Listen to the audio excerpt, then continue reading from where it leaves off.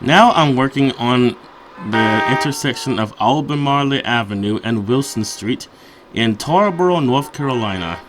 This crossing has two cantilever devices, some no left turn train signs, and traffic lights.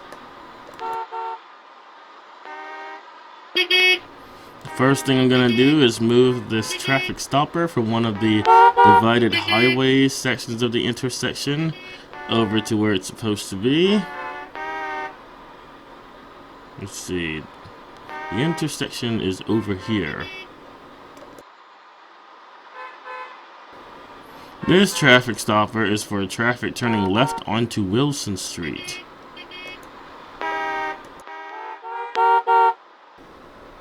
This traffic stopper is for the other side of the divided highway on traffic going northbound. And this traffic stopper is for left turning traffic onto Wilson Street. There's an invisible road right here. Right now I'm measuring where the cantilever is supposed to go on the north side of the intersection. These rulers represent where the cantilever will go. Now we're going to take this cantilever and move it where it's supposed to be.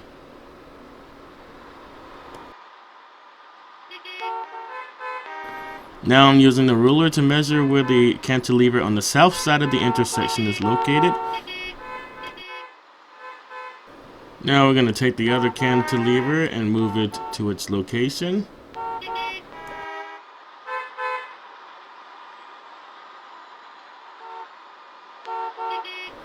Now we're going to move the pole that supports the no left turn train sign, the Doghouse traffic light, and one of the regular 3-light traffic lights. Next we're going to move the no left turn train sign onto that pole. Then the Doghouse and etc, you get the idea. Now I'm measuring where the street light, which also holds the messenger wires that support the traffic light, is supposed to go. Traffic lights hanging from wires is very common in rural places like North Carolina. The closer you get to an urban area, the more likely they're going to be hanging off of poles instead, because cities think that having traffic lights hanging off of wires looks ugly, so they tend to put them on poles to make them look neater. This pole supports the messenger wires that supports these two traffic lights and another no left turn train sign. By the way, traffic lights do not hang off of power utility wires. They hang on steel cables called messengers. The power utility wires are wrapped around these cables to supply the traffic lights with their power. Power utility wires alone would not be strong enough to support these traffic lights, which can weigh up to 70 pounds. Now I'm going to move this pole over. This pole is supporting the messenger wires that support the traffic lights. And it goes right about over here, somewhere near where this cantilever is located.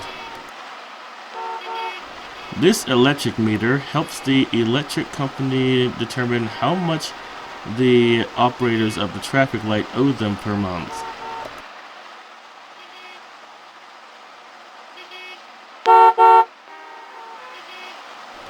Here's another close-up at the intersection. The traffic lights hang from messenger wires with the power source wrapped around the cables.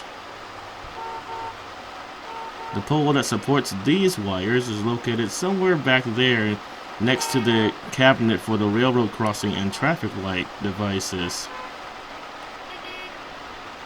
And there's another pole that's next to the cantilever, and that supports these two traffic lights and the no left turn train sign.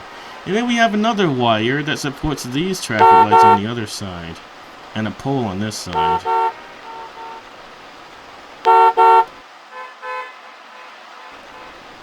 Now I'm measuring where the other pole goes. This one supports the two traffic lights that are hanging in front of the cantilever device. Now we're gonna move this pole over.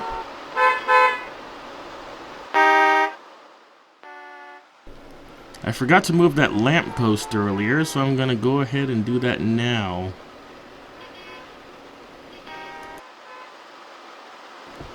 Now I'm moving the messenger wires that were attached to that lamp post.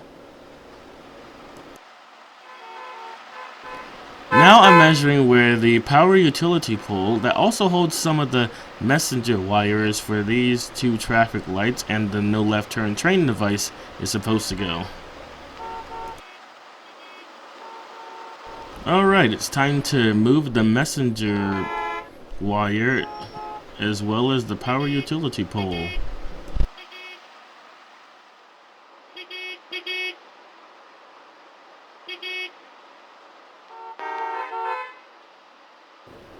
Right now I'm measuring where part of the road is supposed to go for the traffic that turns onto Albemarle Avenue.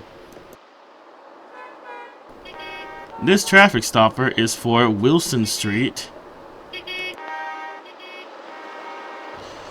This traffic stopper is used for traffic turning left onto Albemarle Avenue from Wilson Street. It's not finished yet, as you can see by these misaligned invisible roads.